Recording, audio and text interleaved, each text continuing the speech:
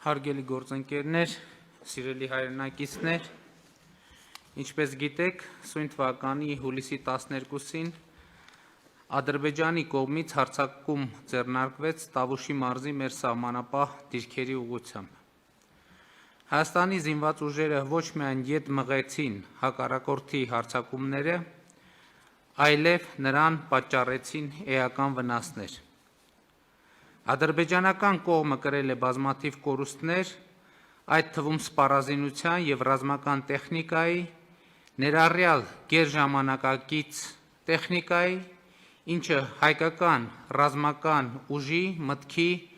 և ռազմաարդյունաբերական համալիրի ակնհայտ հաղթանակն է։ Շատ ավելի ուժեղ էր հակառակորդին հասցված բարոյահոգեբանական հարվածը, և սահմանին տեղի ունեցած դեպքերի արդյունքում Ադրբեջանում ներքաղաքական անկայուն վիճակ է ստեղծվել, ինչը այդ երկրի ղեկավարությանը ստիպում է դիմել նորանոր սադրանքների, ներքին դժգոհության էներգիան Հայաստանի և Արցախի դեմ ուղղորդելու համար։ Այս ամենի ֆոնին հարկ եմ համարում կատարել մի քանի կարևոր արձանագրումներ։ Նախ, Ադրբեջանը հարձակվեց Հայաստանի ինքնիշխան տարածքի վրա, և ևս մեկ անգամ պիտի ընդգծեմ, որ այն դիրքերը, որոնք դարձել են վերջին երկու շաբաթվա իրադարձությունների կիզակետ, գտնվում են Հայաստանի ինքնիշխան տարածքում և Հայաստանին ուղղված Ադրբեջանի մեղադրանքները իր դեմ ագրեսիայի վերաբերյալ պարզապես անհեթեթ են։ Ադրբեջանը հարձակում գործեց այն ժամանակ, երբ Հայաստանը ներգրավված էր Լեռնային Ղարաբաղի հարցի կարգավորման խաղաղ գործընթացում և այն պայմաններում, երբ Ադրբեջանը հրաժարվում էր բանակցել հակամարտության հիմնական կողմի Արցախի հետ։ Ադրբեջանի բոլոր հարձակումները վճռականորեն ետ մղվեցին և հայկական կողմը առավել քան ամրացրեց իր դիրքերը սահմանագծում։ Ադրբեջանական այն միֆը, թե նրա բանակը կարող է հաղթել հայկական բանակին և հետևաբար Հայաստանը և Արցախը պետք է զիջումների գնան, հօդս ցնդեցին։ Մենք երկար ժամանակ Ադրբեջանին հորդորում ենք չփորձել մեզ հետ խոսել ուժի դիրքերից, ուժի լեզվով և ուժի սպառնալիքներով։ Եվ հիմա կարող ենք ասել, Հայաստանը ոչ միայն մերժեց ուժի սպառնալիքը դիվանագիտական սեղանի շուրջ, այլև մարտի դաշտում ցույց տվեց, որ դրանք անհիմն են և չեն արտացոլում ուժերի իրական հարաբերակցությունը։ Երբ ասում եմ ուժերի իրական հարաբերակցություն, նկատի չունեմ միայն սպառազինությունների և զինված ուժերի քանակը, այլ նախ և առաջ նրանց գործողությունների որակը, կառավարման մակարդակը։ Հիմա կարող ենք վստահ ասել,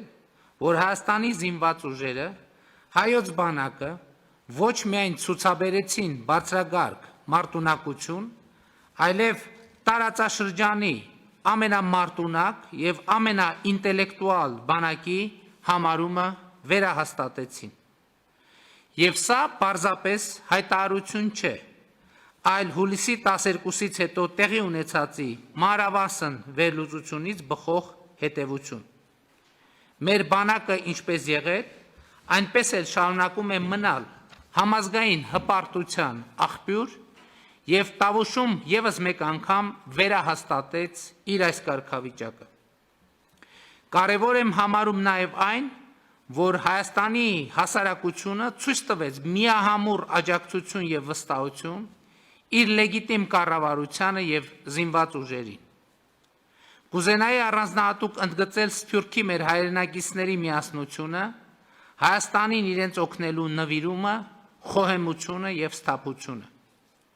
Սփյուռքի մեր հայրենակիցները այս օրերին ևս մեկ անգամ ցույց դրեցին, որ մենք մեկ ամբողջություն ենք, մեկ ընտանիք,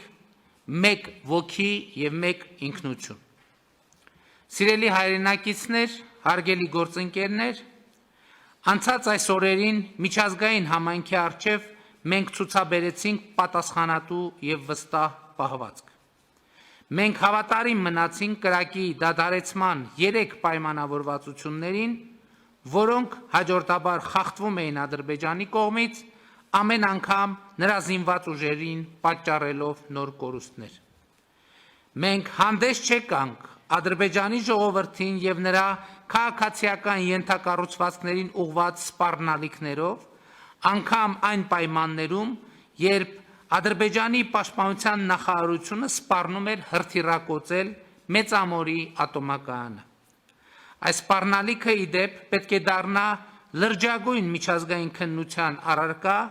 որովհետև ի ցույց է դնում ահաբեկչական պետություն լինելու Ադրբեջանի էությունը։ Հուլիսի 12-ից հետո միջազգային հանրությունը հանդես եկավ հրադադարի խախտումները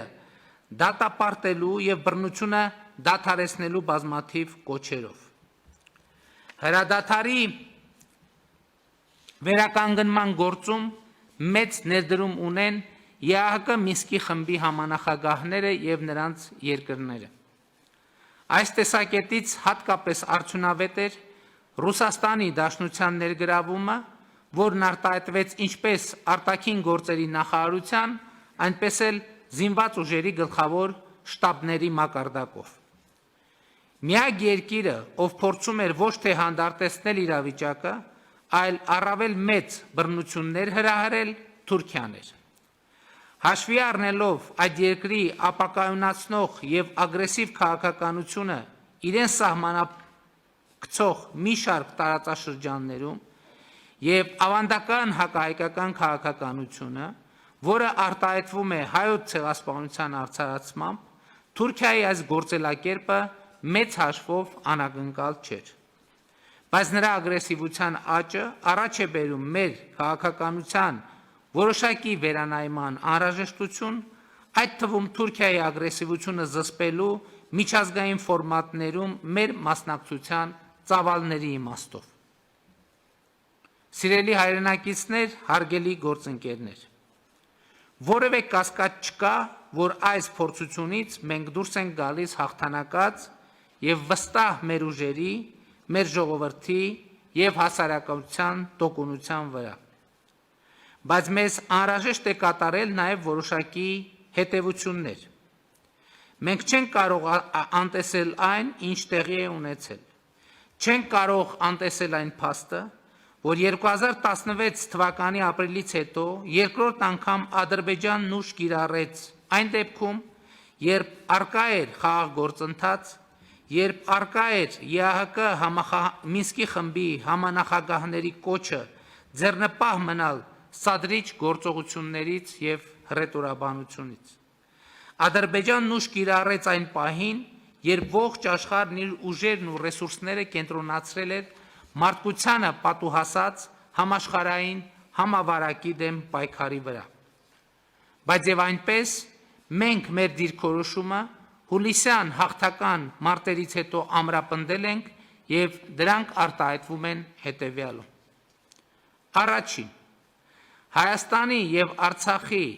ընդհանուր անվտանգության համակարգը պետք է առավել ամրապնդել։ Այս տեսակետից խիստ կարևորում եմ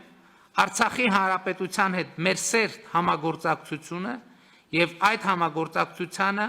արկա սպառնալիքներին համապատասխան նոր բովանդակություն հաղորդելը։ Երկրորդ, Արցախի հանրապետությունը պետք է դառնա բանակցությունների լիարժեք կողմ։ Երրորդ, Ադրբեջանը պետք է հրապարակայնորեն հրաժարվի ուժի կիրառումից եւ վստահելի քայլեր կատարի հակահայկական հռետորաբանությունը դադարեցնելու ուղղությամբ։ Չորրորդ, բանակցությունները պետք է լինեն իմաստալից։ Ադրբեջանի այն մոտեցումը, որ բանակցությունները պատերազմի շարունակությունն են եւ դրանց նպատակը բանակցային սեղանի շուրջ ռազմական խնդիրներ լուծելն է, իմաստազրկում են բանակցային ողջ գործընթացը։